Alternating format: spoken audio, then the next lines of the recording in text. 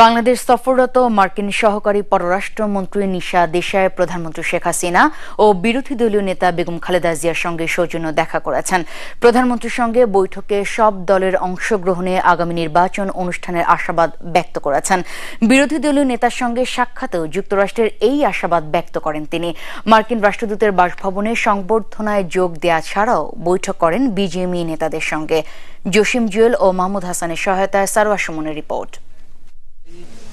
3 দিনের সফরে বাংলাদেশে আসা মার্কিন সহকারী পররাষ্ট্রমন্ত্রী নিশা দেশাই ধারাবাহিক বৈঠকের অংশ হিসেবে দেখা করেন প্রধানমন্ত্রী শেখ হাসিনার সঙ্গে। গণভবনে এ সময় নিশা প্রধানমন্ত্রীকে জানান, যুক্তরাষ্ট্র আশা করে বাংলাদেশে আগামী নির্বাচন সব দলের অংশগ্রহণে সুষ্ঠু ও অবাধ হবে।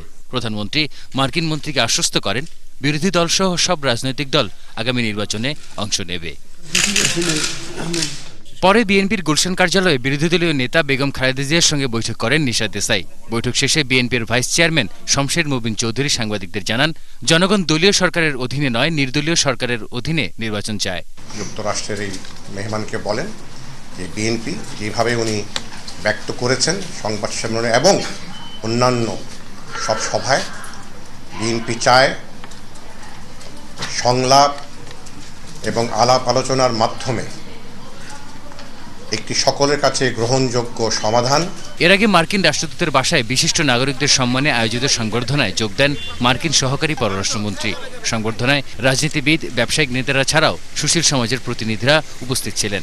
সকল স্তরের সকল পর্যায়ের মানুষের সাথে একটা মতামত করা, দেখা আর কি মানুষ কি বলে চলে, প্লাস এক ধরনের এই একটা ইমেজও দেওয়া যে আমেরিকান এমবেসি বা American government is for all party, for everyone, for every sector of the society. রাজনৈতিক সংকট যে সমস্যা, সেটা আমাদেরকে অভ্যন্তরীণভাবে এটা সমাধান করতে হবে, বাইরের কেউ এটা সমাধান দিতে পারবে না।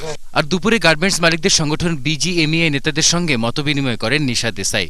মতবিনিময় শেষে বিজিএমইএ সভাপতি বলেন, মার্কিন বাজারে স্থগিত হওয়া জিএসপি পুনরায় চালু ও বাংলাদেশি পণ্যের শুল্কমুক্ত প্রবেশের বিষয়ে অনুরোধ জানানো হয়েছে নিশাকে। An important opportunity for industry and labor, Sarwar Suman, 21 television, Dhaka.